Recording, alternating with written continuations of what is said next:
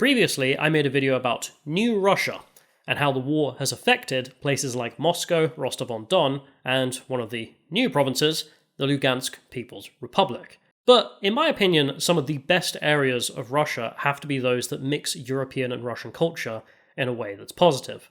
So I thought it'd be nice if we visit them, see how the war has affected them, and if they're a place that tourists should still flock to.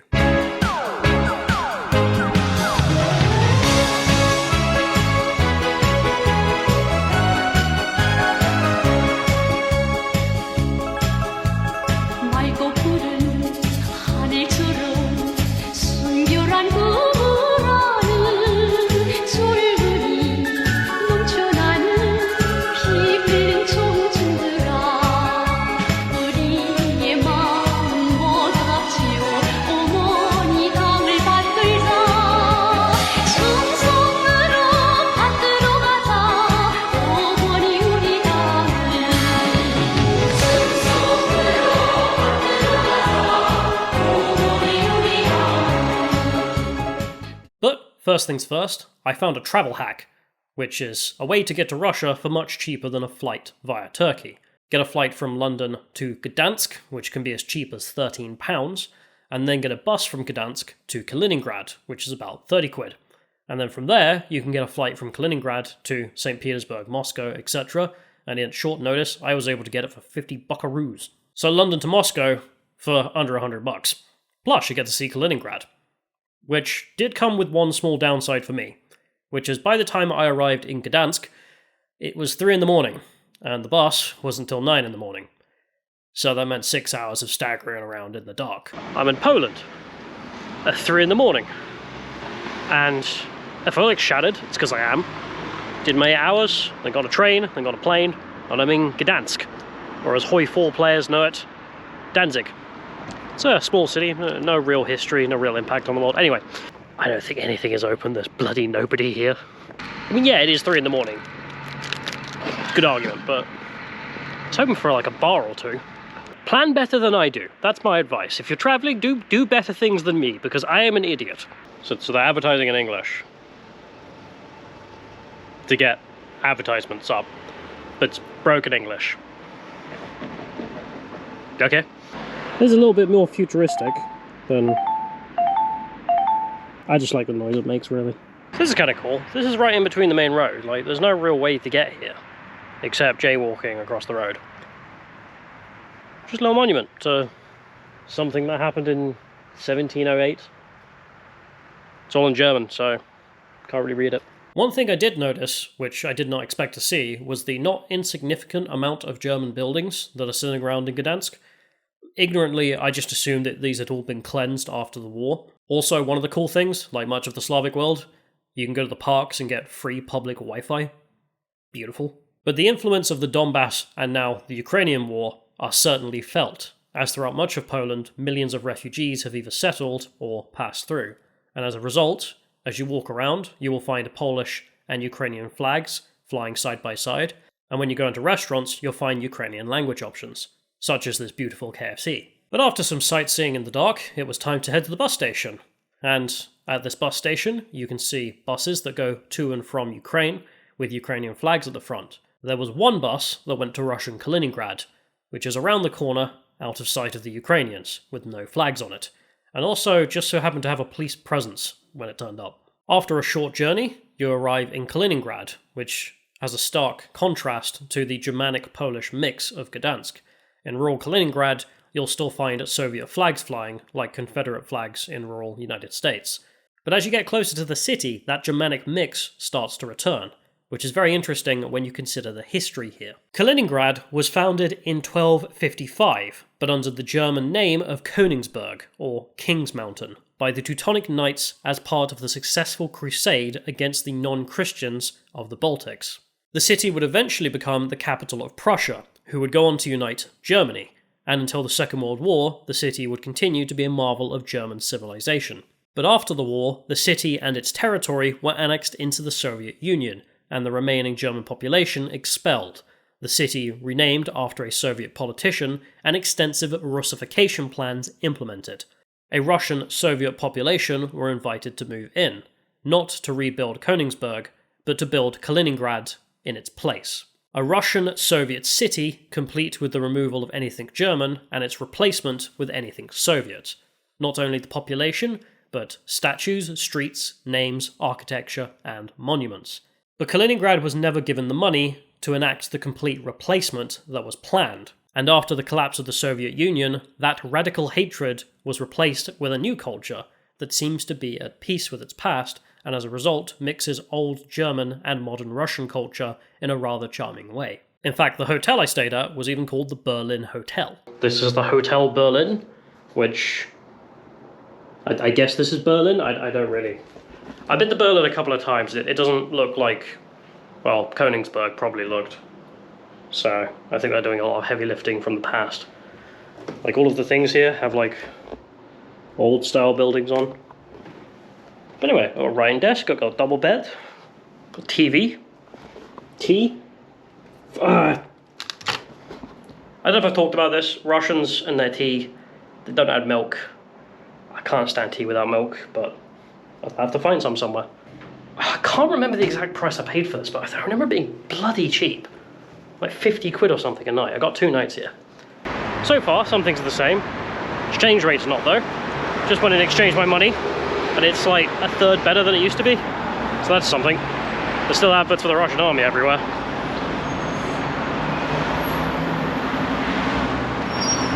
That's a thing.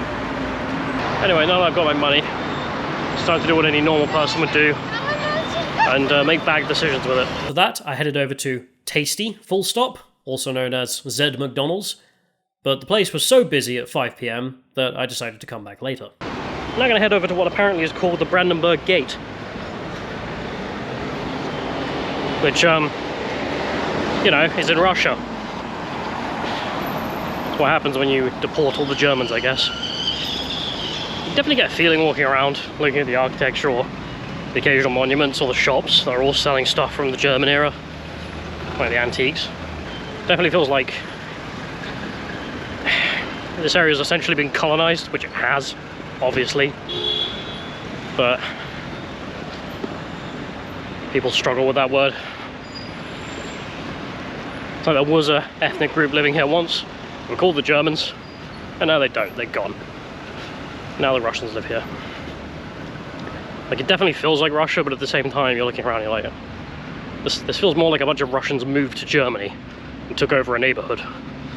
I suppose an entire oblast, which they did by force, because the Germans lost World War II, so no one's going to cry about that, don't get me wrong. But anyway, let's go have a look at this Brandenburg Gate.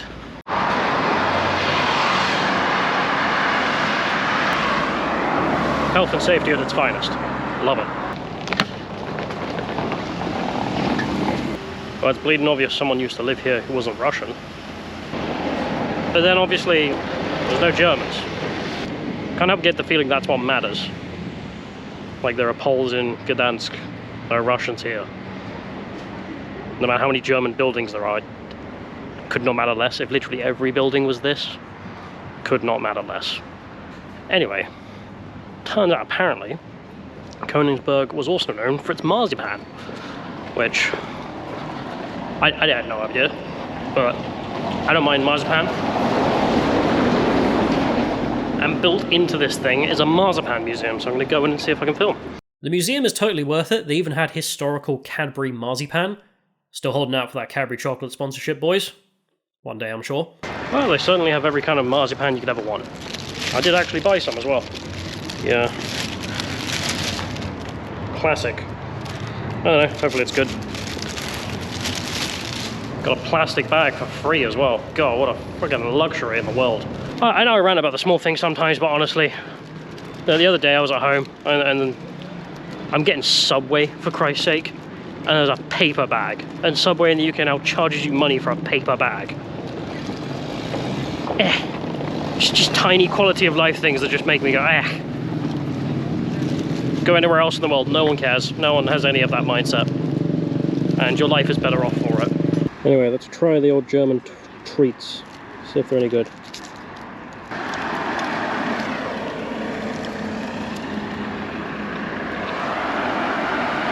Not bad. Not the best candy in the world, but I can see why this probably massively took off on 1700s or whatever the hell they started making it. And after that, it was time to head back to McDonald's and get dinner, which was a whole $3. Look at it, boys. Plastic straws. God, I've never seen a McDonald's so rammed. Guess it's popular. I mean, to be fair, it is cheap, even here. Like, that meal was what? Cheeseburger, chips, and good cola. All for $3. It's not bad. Back to Hotel Berlin. Let's have a nice Russian sleep. Whilst I'm asleep, I thought I'd just mention that I, as always, have brought back some stuff to sell, including a promotional Z McDonald's glass. Just the one. And I also wanted to mention that anyone who subscribes to my Subscribestar from the $5 tier or up, I'm going to be sending out you at least 10 Soviet rubles as a gift. And for those on the $25 subscribe or up, they're going to get a very special surprise gift. Also, to everyone who already has sent me international aid by subscribing, don't worry, you guys are entitled to gifts for free, you don't need to give any more. I've also set up a private members club on Discord, a link on Subscribestar. But after getting up, it was time to head into the park, which isn't just a park, but a line of fortification. As you can see on Google Maps, the entire city is surrounded by 2 lines of forts built by the Germans to defend the place. And since they have long become obsolete, most of them are simply abandoned and have become part of the scenery. One of the old entrances. Oh, full of crap. More crap.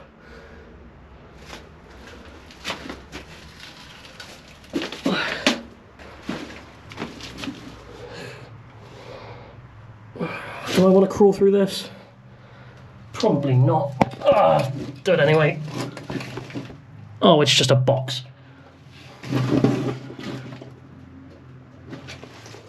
With some stuff in it. I know there are a few of these redoubts which are museums, and I will try and check one of those out. But I did want to see the abandoned ones, because there's just too many for them to even turn into museums, and rightfully so. You'd get bored. You're not like, it's not like you're going to walk an entire circle twice around the city just to look at these. So they leave these ones here. I do wonder if it's bricked up in there. That's why the bricks are there instead of it being natural. But because otherwise twats like me will turn up and try and crawl in them. Jesse! Jesse, it's vaping time! Yeah, vaping has definitely made it to Russia. I think the whole world's just switching from cigarettes to vaping, but pick whatever advertising you want, and now copyright doesn't matter anymore. As with all Russian parks, there is a monument to those who died fighting against the Nazis. But in this place, there is also a private park, which has to be one of the best ideas I've ever seen someone have. It contains miniature versions of some of the most beautiful regional buildings in the Federation, from the Cathedral of St. Basil to the Tsarist Ark of Vladivostok, Mosque of Kazan, and the headquarters of the White Army, and the Swallow's Nest in Crimea, which of course in Russia is considered part of the Federation. I always love this. Just the way Russians write their own history is always just leaving a little bit out. This thing over here, little model over there, built in 1891, blown up in 1927. Who by, we don't know. What for, who cares. Got plenty of room to tell you, but never mind. And then rebuilt in 2003. Just don't think about it. Don't worry about it. It poorly. It was the matter who did it. 2003? Could you imagine anywhere in England building a new cathedral in 2003? That's actually nice as well, not just a new modernist piece of S. But here's the Z. But this park is full of neat ideas. They also have a whole bunch of fluffy animals for you to enjoy. Even the bins here are cute. There is another channel I follow who, I think American guy who moved to Russia for his wife. He started making like shorts, just showing off what you can still do. Then, yeah, Coca-Cola, still here. And that is exactly the same. Probably because it's from Arabia, with Arabic writing on the back. I don't know which country specifically is not caring, but why should they? There's money to be made. Next, I headed out to Königsberg's Cathedral, which was only saved by the fact that the philosopher Immanuel Kant is buried here in his tomb. It did spend most of its time under communism as a pile of rubble, But since communism fell, it was rebuilt, and a series of relics are now inside the cathedral. I can't remember what exact miracles these relics were said to have caused, but I'm pretty sure one of them was meant to have cured a blind man. So if you're blind, you know where to go. After that, it was time to meet up with a local girl, bribe her with a Freddo, and tour the city looking at that Germanic-Russian mix.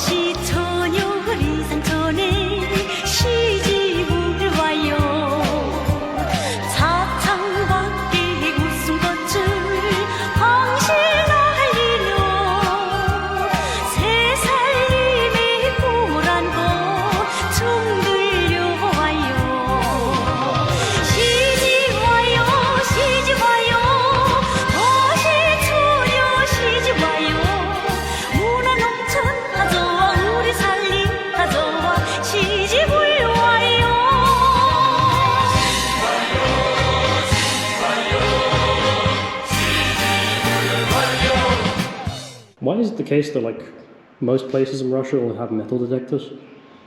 Not just train stations and stuff. I will tell you that most of these detectors are not working. Oh, it's just a shame. Yeah, it's just for the atmosphere. Frankly, this trip encompassed so much that it would take too much time to dwell on it all, but I'm going to mention 3 things that I thought were most interesting from here. Firstly, being a foreigner, we managed to wander into the Naval College and get a free tour. Very nice of them. Western brands and culture are still here too. The mall is littered with them. Hell, even the Barbie movie has posters up for showings. We also got to see probably the biggest disaster that the Soviets made to the city. After the city was taken, the chief architect of Russification rightly assessed that for people to claim this land as their own, you would have to build monuments, rename streets, and replace the old culture with yours. Sadly, this included the destruction of the Königsberg Castle, and in its place, he built the House of the Soviets and a car park. Except they never finished the House of the Soviets, so instead of having a nice castle for the locals to capitalise on, they have a decaying pile of concrete. It's doubly the shame, given that since communism fell, Kaliningrad has been able to effectively mix the 1800s German culture with its modern culture, and turn it into a tourist trade. There is even a model castle back in the private park if you want to reminisce. But none of this stops them from being Russian. In fact, being there, it's like seeing a real living renaissance, in which they are mixing that old, civilized German culture with the modern one to produce something rather beautiful. The best way to see this can even be seen in what I ate, which is that we had a German lunch on the tourist strip, and ended the day by heading to the best Slavic restaurant I have ever been to, Borscht and Salo. It's a mix of Russian, Belarusian, and Ukrainian cuisine, and honestly is to die for. The next day, I headed out to the best fort, Fort 11, which not only is a living museum of the German defences and Soviet conquest, but is also infested with friendly bunnies. Look, they've even made an assault course for the kids, so they can train for the army. How very thoughtful. Well, there are a few shops in there that are worth a damn. There's an antique store, she's selling loads of stuff, including gas masks for $7. Not sure I want to put one on though. There's something a bit weird in there though. Like, it didn't really hit me until I saw the pictures of Königsberg back when it was all German people. Because like the layout's still kind of the same, much of the buildings are gone, but some of them have been rebuilt or preserved. And just kind of the ghoulish nature of the whole thing kind of hit me. That you've got an entire ethnic group that used to live here, not in small proportions either, and they're just all gone. Every single one of them. It is very gross. Just that human aspect hadn't really hit me, but there we are. I was also invited to Zelenogradsk to meet with a friend of a friend, which meant hopping on a train. In a country as large as Russia, taking train stops is kind of like hopping on a bus back home. It's a cat town, and I mean that literally. They have statues and murals of cats everywhere, even on their city's seal, but also live cats that love being petted, wandering around. There's even a vending machine with cat food and treats if you want to feed them. Honestly, it was just a fantastic idea to make this place a nice place to live in. And when I went to go and touch the Baltic Sea, a local Russian man apparently recognised me from the channel. Very nice chap if you're watching. Anyway, the guys I was with, they work in the UK and then holiday in Kaliningrad, and I can see why. There's a series of minor things that make this place just much better quality. You've got more insight because you've been to the UK and Russia a lot. I keep getting this feeling that stuff like this, just basic park stuff, isn't really being built in the UK that often anymore. No, not at all. For me, Kala, that Soviet Union period, from that I was born in 70s, so that 60s, 70s and 80s were the best time in my life. That's a Soviet era. That's a Soviet era Kala. And again, here the Germanic and Russian cultural mix elevates both. But after a quick dinner, it was time to head to the airport for a $50 flight to St. Petersburg with Victory Airlines.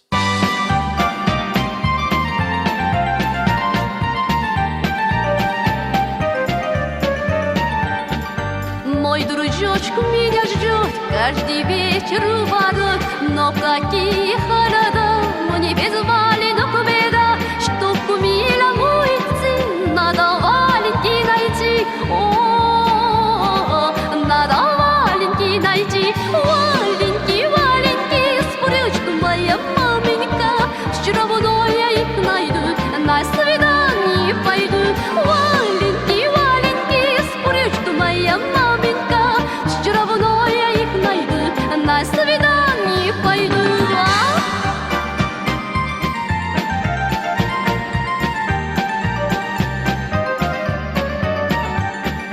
눈 내리는 겨울밤 찬바람을 맞으며 문 밖에서 내림은 기다리고 있는데 아이 참말 어쩌나 왈렌기가 없구나 오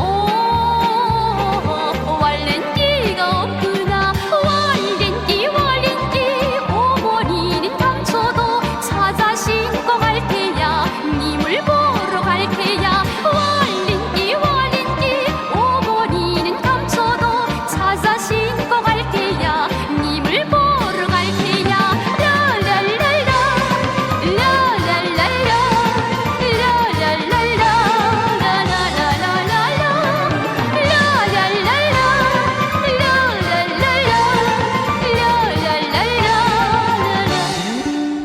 St. Petersburg is a place of truly epic cultural and historical impact, which is strange considering the city was only founded in the 1700s. But even in its short time, very few places have seen less bloodshed. I mean, the city was even founded on an old Swedish fort after a war ended between the Swedish and the Russians. Peter the Great, his great achievement was westernizing Russia, so when he founded the city, he founded it as Sankt Petersburg, in the old Dutch style, which is St. Petersburg in English. And it would end up being the capital of the Russian Empire and the site of the disaster that was the Decemberist coup. Long story short, one section of the army would fire cannons point blank at defectors, and after they ran onto the river, would fire the cannons into the ice, breaking the ice underneath their feet. When World War I broke out, it was renamed to Petrograd to remove the Germanic origin, and after 2 revolutions, Lenin and his men had taken control of Russia, and after Lenin's death, it was renamed to Lenin City, Leningrad. During World War II, the city would survive the horrific siege by the Nazis that lasted almost 2.5 years and led to over 1 million civilian deaths and 2,000 arrests for cannibalism, not to mention the 1 million+ military casualties. You can still find signs telling you which side of the street is safer in case of artillery barrage. But for its resistance, the city was given the honorary title of Hero City. After communism, the city was renamed to St. Petersburg, but in true Russian fashion, the province is still named Leningrad Oblast. St. Petersburg is a fantastic mix of European culture with Russian, and is probably the best place for someone to go on holiday their first time in Russia. But some of you may be aware that after the Roman Empire finally collapsed, when the Byzantines were conquered, Russia declared itself the Third Rome. Now, rightfully, this was seen as kind of a joke, much in the same way as when the Germans or the Turks declared themselves the successors to the Roman Empire. But when you're in St. Petersburg, you will see how sincerely some of the Russian elite took that claim. You can see it in the architecture, which is done in a Greco-Roman fashion, not to mention the city's obsession with Greco-Roman statues over the Soviet designs. There's even a St. Petersburg in the United States, and they even decided to copy part of this style on a few of their buildings. But this aesthetic love was even appreciated by the Soviets. The metro of St. Petersburg is truly a modern-day wonder of the world. The sad part being that any average station here would be considered a tourist attraction if it was a stop on a Western metro. Even the trains have Wi-Fi on all of the lines, and it works. But if you don't like the underground, you can always go to the Winter Palace. Truly, there is so much to see here that you could spend a lifetime. But there are 3 things that stood out for me. First, of course, the Train Museum, which even houses a nuclear train, as in a train, that is always on the move with a nuclear missile ready to deploy. The next thing had to be the antique market that Bond Bankrupt once showed off in a video, and I decided to go on a weekday so I wouldn't be swamped with people, and was able to find some pretty awesome medals, not gonna lie. I also found what must be the best deal on earth, 10 donuts for $1.60. Once again, you will find Soviet flags flying, and I managed to convince the owner here to sell me hers. Thanks, love. But speaking of flags, St. Petersburg has 3 massive ones now. One for the Russian Federation, one of the Soviet Union, and one of the Russian Empire. Which speaks to how Russia deals with its past, which is, no matter how horrific some of the Soviet era may be, one doesn't have to love but embrace Russia in all of its past to really be at peace. This is why in Russian patriotic movements you will regularly see Soviet symbols. There is a debate on what is the correct mix, but either way, patriots in Russia come across in forms many of us would struggle to understand, for sure. In fact, this time round I was lucky enough to interview some of them on camera and decided to just let them speak for themselves. Hello. This is Local Man. I believe you're called Alex. My name is Alex, yes, I am Local Man. Hello.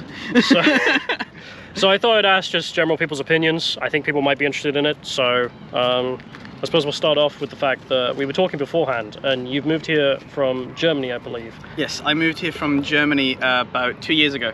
Some people will be interested into why you would make that decision. So. Okay, I am half German, half Russian, so 2 years ago when I was done with school, I was thinking about, okay, what do I do next? Do I go to university or something? I thought, okay, maybe it was a nice idea to move to Russia for a year or something to learn Russian, and then I came here and I absolutely fell in love with the place and I sort of stayed here, and yeah, that's mainly it.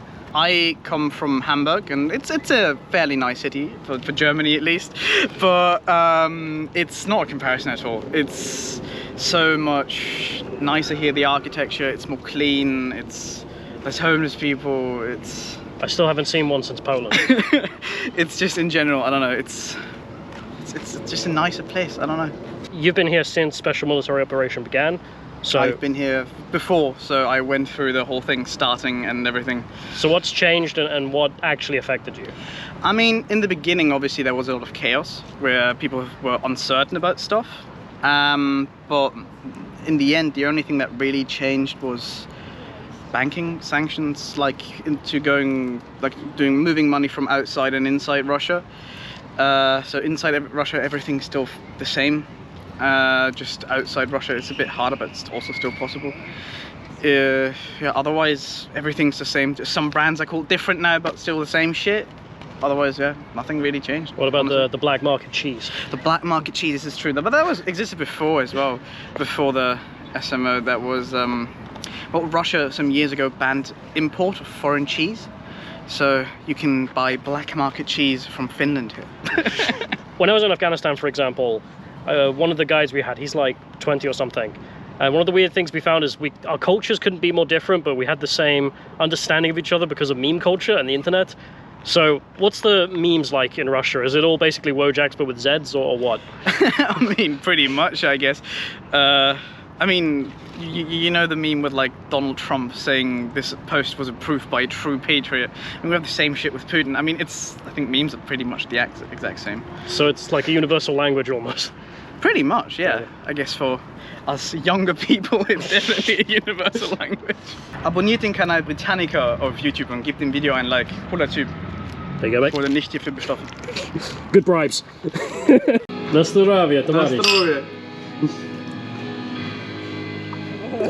What the fuck are you playing? No, come here.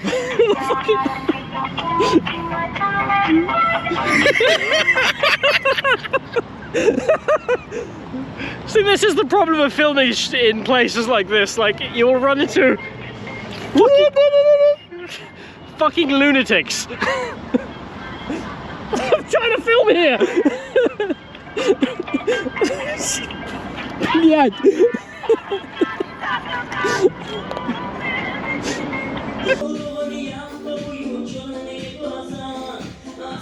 Это Абхазия и... Что это? Чечня. Чечня? Вот это. It's Caucasus stuff. I don't know exactly where. Come here, Pakistan, maybe. I went out last night with a local man, drank a lot, threw it all up. So now this hotel is full of sick. In fact, after my last trip, a lot of people were interested in the Russian mercenary group Wagner, which has been fighting for Russian interests in various countries around the world, and as a result has been labelled a terrorist group in Ukraine, many European countries, and the United Kingdom. This was in response to war crimes, crimes in Africa, and attempts to recruit foreign citizens. The whole thing strangely came to an end in the middle of the Ukrainian war when they took control of the Rostov-on-Don military district and then began marching towards Moscow. In English, we call this the Wagner coup, but Wagner themselves call it the March of Justice. Several people died, some aircraft were destroyed, before all of a sudden Wagner's leader said an agreement had been reached and they were banished to Belarus. In fact, I was in Russia when the leader of Wagner was killed as his aircraft was blown out of the sky, and at that point they were added to the proscription list for the United Kingdom. So to be crystal clear, I do not support the Wagner Group. However, a lot of people were very interested in them, and I found out that they had a headquarters in St. Petersburg. So I decided to make some messages and see if we could go and interview the type of people who work for them. And I managed to make contact with a man named Grisha Putin. Like me, Grisha is a Hearts of Iron 4 player. He used to stream playing the game and even played with Boko & 1 multiple times. When the war broke out in Ukraine, a mod for Hearts of Iron was made where you could play as the combatants, and Grisha managed to get approval to stream the game as the Russians from Wagner's HQ in full military uniform. Which was quite the meme, I'll be honest. Ура! Зи, это Z, это победа, это Ви, своих, блять, не бросаем! Nazi pigs don't deserve to be remembered! Originally, we were going to go and interview the people at the HQ, but after the coup, that was kind of off the table and the headquarters was closed down. But it meant that I ended up hanging out with Grisha for a significant time. He ended up giving me a t-shirt from the headquarters stockpile, and I got to know him. Grisha supports Wagner. He's even met with their now deceased leader, which might seem very strange to us for a young man who is patriotic to engage in such things, but in Russia it's a very different narrative. For them, Wagner were promoted as almost celebrities. There is Wagner music of all kinds, their logo is put on all kinds of merchandise. I even found Wagner Cola in Lugansk. They were seen as patriotic mercenaries who may do terrible things, but they do them in Russia's interest, so they were supported by many of the patriotic scene in Russia. Now, after the coup, that image has been completely shattered, and many of them see them as traitors. But there are those like Grisha who see them as men who are trying to fix problems in the system. Either way, this is Russian politics, so it's weird. I don't really want to give an opinion on it, it just is what it is. So I thought the best thing to do might be to just ask some of those patriotic Russians their opinions on the matter. For people watching, you're wearing a Wagner shirt. The whole time we've been walking around, you've been wearing one. Yeah. So how did you get involved with Wagner? Did they just see you streaming and think it was funny? No, I was the one who approached them. It was only the start of PMC Wagner Center, and I just came to their desk. I said, yo, I'm a patriotic YouTuber. I wanna do a stream. Here is all the stuff I do. They just said, yo, that's fire. They ran a security check on me and allowed me to play and stream games there.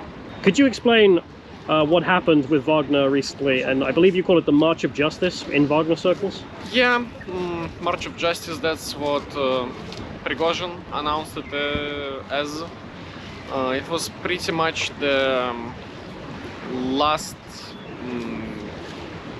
try to get like actual justice, since he tried it many times through peaceful means. He had sent many letters. He tried to meet with Shoigu and the defense minister. The defense minister of Russia, and talk through everything with him. What do you mean by justice, though? Well, justice, for example, the soldiers being under-equipped despite their being stuff in the storage and it not being given, or people not being rotated for a very long time, which causes, well, I mean, it's hard to stay and fight, especially if you are mobilized and it's not your job. Yeah. Okay. Stuff like that. Small monument in the university.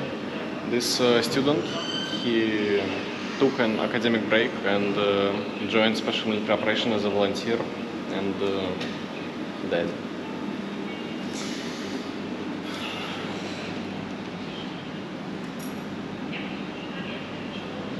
One of the last things I wanted to do was go and check out something I'd seen on the local news, which is that the military were hosting some kind of event where you could go and see destroyed Western vehicles at a massive Russian warship.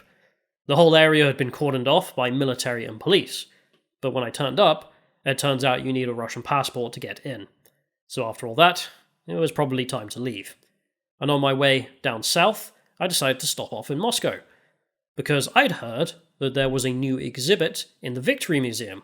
And it turns out there's not just one, there's two. The first room, meant for the Russian population, is a room showing off NATO expansion and arguing that NATO is an explicitly anti-Russian alliance, and is responsible for forcing Russia to intervene in Ukraine. 1990 года Альянс НАТО инициировал ряд агрессивных операций против суверенных государств.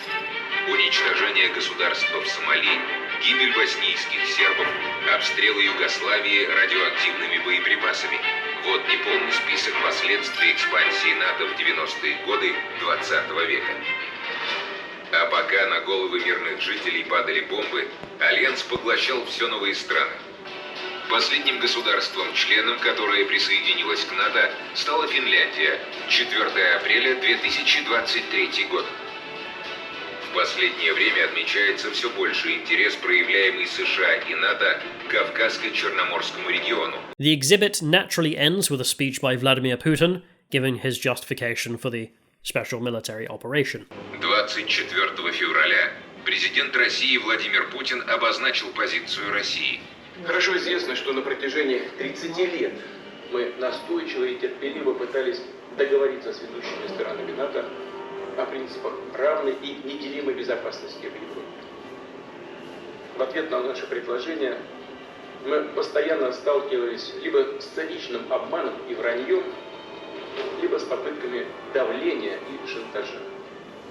А Североатлантический альянс тем временем, несмотря на все наши протесты и озабоченности, неуклонно расширяется. Военная машина движется. И, повторю, приближается к нашим границам вплотную. Агрессивный альянс НАТО за последние 30 лет совершил 23 военные операции против других стран. Жертвами операции НАТО стали, по самым скромным оценкам, более 1 миллиона мирных жителей.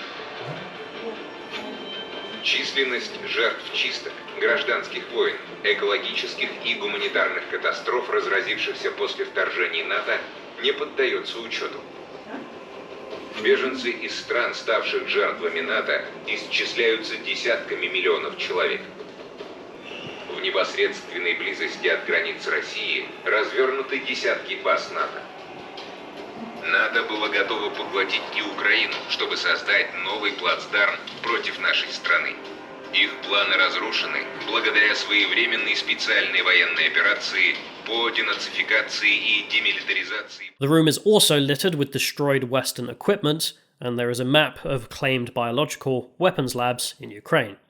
The second is a place dedicated to the heroes of the special military operation, and comparing them as much as possible to their ancestors who fought in Ukraine against the Nazis. I did embarrass myself a little bit here, because there's a side exhibit to the exhibit in which you stand at a green screen and some patriotic music plays. Me and the lady couldn't really understand each other, so as it played, I didn't really know what the hell I was doing. Я знаю, что мы обязательно встретимся с вами. Встанем и снова затянем.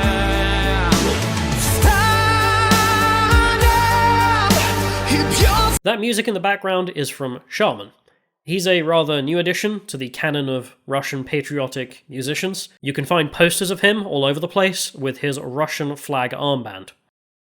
I don't really know what to say about that, so I'm just going to leave that there. Finally, the Victory Museum does have the Dead Kid Nazi Room, which details the Russian justification without needing to understand a word of Russian. I can't show the full video on YouTube for the obvious reasons, but if you sign up to Subscribestar, you can also find out an unlisted link there to go and watch the full thing. But for me, it was time to catch yet another overnight train to the south. This time, back to Rostov to meet up with some old friends that helped me out last time, including Evgeny, who seems to be doing what he loves best. But also, it was a nice chance to see where the Wagner March/coup began. For sure, the military district building has been reinforced since then. I also wanted to meet a Kuban Cossack, so I headed over to the Cossack Republic, which is a store where I made a new friend, and even got myself some lovely new clothes. It's a Russian hotel, so of course it comes with the bare minimums you need when you're staying in a hotel, including shot glasses. Walking around central Rostov's park, I was able to walk into a flea market and managed to find a lot of cash. As mentioned, if you subscribe to Subscribestar, I'll send you one of the notes for free. I also managed to walk into a local military store, which turns out he had a YouTube channel with 200,000 subscribers, but hadn't uploaded in a year. The guy was a bit suspicious of me, as he was packing AK magazines into crates to go to the war, and we had a chat, and thankfully everything was fine. He told me he hasn't made videos in a year because since the war began, he's sort of just lost the passion. And then he gifted me a free military officer's hat, which has the word silence Tipexed in on the side. Cool. But I didn't come to the south just to meet up with some old friends. I wanted to see what could be called the final border of European Russia, which is Volgograd, or it is better known, Stalingrad.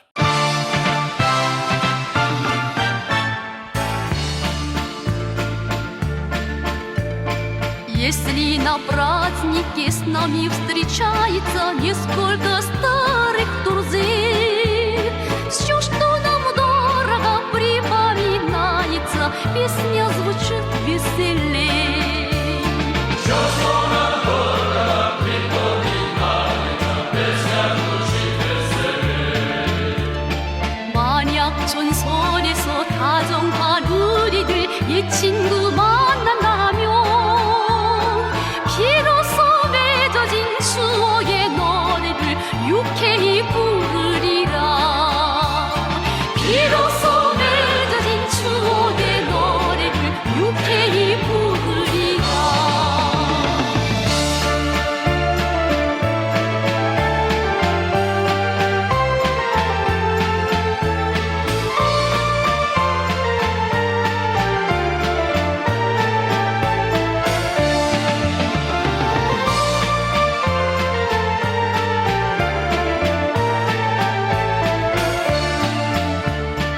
Станем в товарищи, выпьем за гвардию, равно ему мужественней.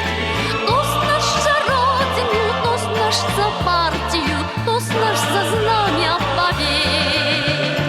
Тост наш за родину, тост наш за партию, тост наш за знамя побед.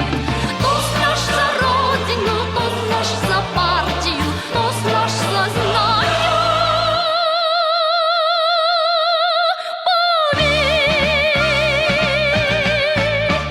If you travel east from here, you're either going to end up in the desert or in Siberia.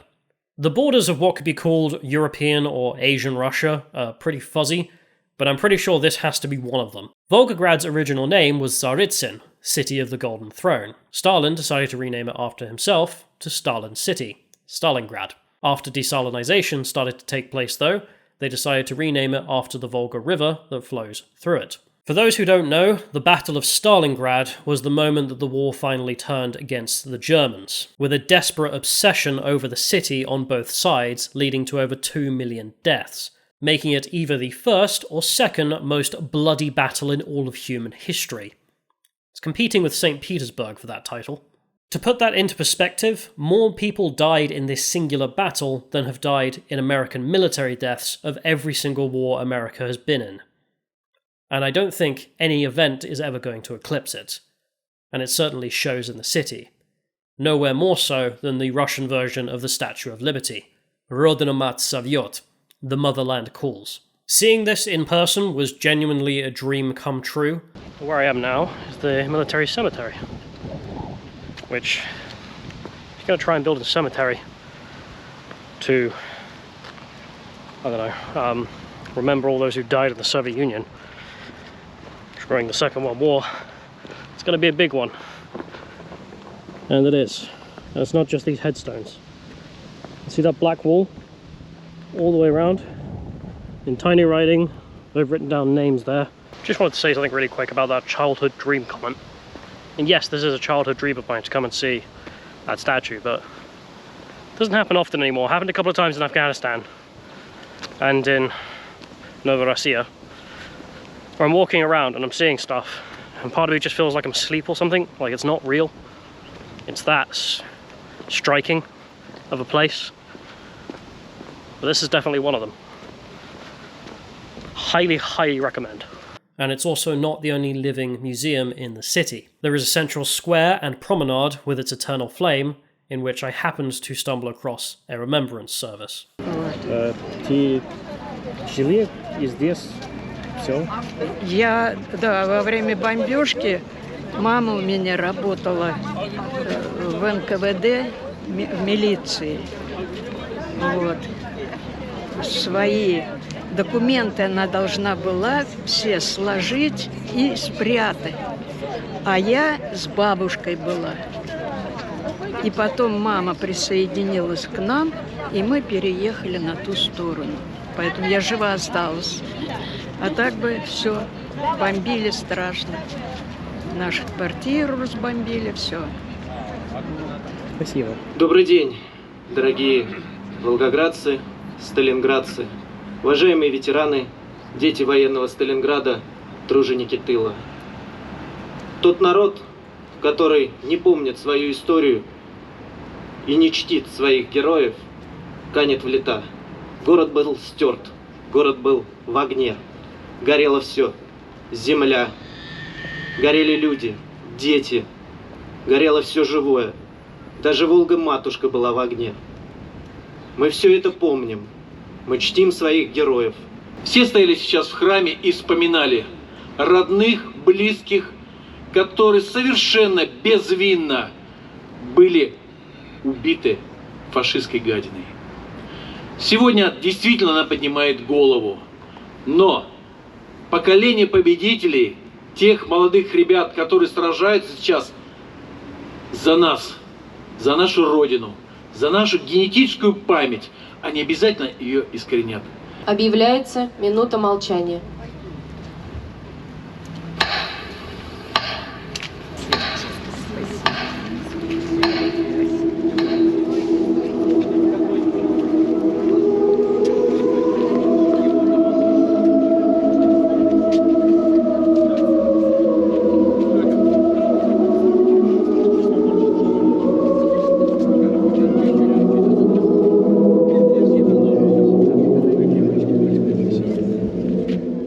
I was also there for what happened to be Flag Day, and got conscripted into making a little I Love Russia card. Nice people. So I've been trying not to show off the hotels where I go to, because after a while they all kind of look the same. You know, it's a bedroom with some stuff, right? But this one, well, I looked next door at the Volgograd Hotel, which is, you know, ridiculously cheap for this time because of, you know, the reasons. But it's still expensive, like 100 quid a night. I thought, bugger that, can't be bothered. So I looked up somewhere cheaper. Right next door, there's the Inn Tourist Hotel. $43 a night. Sadly, it came with breakfast. I wasn't a huge fan of that. I thought that would be the cheap option. this place is on another level of posh. Like, I thought the deal I got in Moscow was good. I mean, you know, carpets everywhere, chair, double beds, all fancy looking stuff, whatever. I mean, look at the view of this place. That's my view. Got a balcony too. There's people getting married over there. Well, happy marriage. And the rest of the city. Of course, air conditioning. You know, fancy lights. Toilet's nice as well. Oh, bathtub, all that. The dining room in this place looks like something out of the Romanov era. The whole hotel is made of marble, as far as I can tell. $43 a night. With breakfast. Oh yeah, not to mention, I decided I'd have lunch because I'm waiting to check in and it's too hot outside. So I sat there, I ordered some bread, some salad for a starter, got a main meal, even got a massive amount of ice cream for dessert. $8. $8, 65 cents.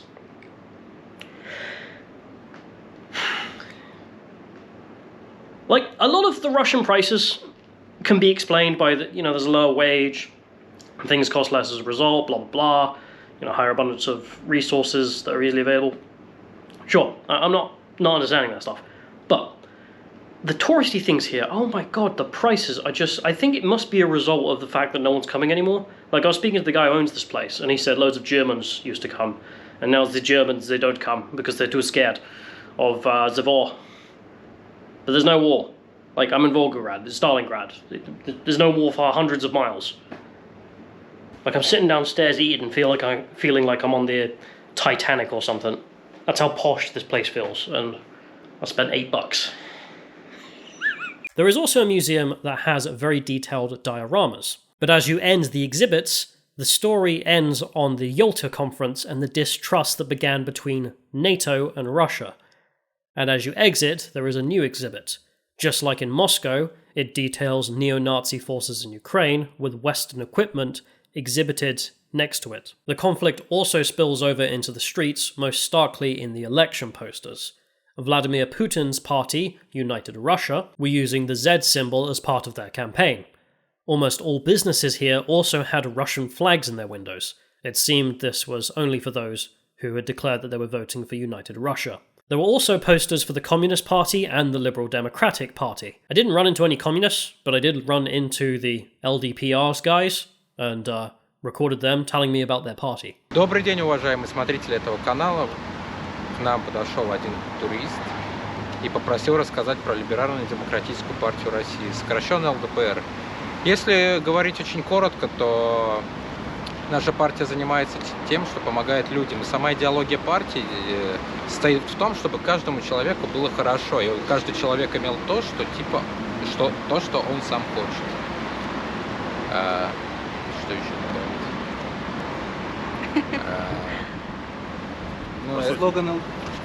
Слоган ЛДПР – это свобода, патриотизм и закон. Мы боремся за свободу наших граждан, мы сами все патриоты нашей страны, и мы хотели бы, чтобы все законы правильно соблюдались, и все было по правде. Мы также поддерживаем специальную военную операцию и поддерживаем все. Да. Свободу слова. Свободу слова, это, блядь. Что еще можно сказать? Я не знаю. Да, вот ты тоже не знаю. I also checked out the local market, and that included lots of medals, Nazi helmets, and for me, most beautifully, a little Soviet pocket watch. There was also a guy selling bars of soap out of a van, alongside a bunch of Russian military. Don't know what that was about. But soon enough, it was time to head to the train station for the long journey home. As for the Russians, what I discovered is they seem about as confident about what's going on in their country as we do. And I probably could live there for the rest of my life and never be able to put into perfect words how they are able to live at peace with their past, even though it contains things that are so radically opposed to each other. Anyway, if you like what I do, you can subscribe on Subscribestar as mentioned. If you'd want something in return for your money, I have many things to sell, links in the description. Otherwise, liking, sharing is always appreciated, and I do indeed read every single comment. Thank you to every single one of you, and bye-bye.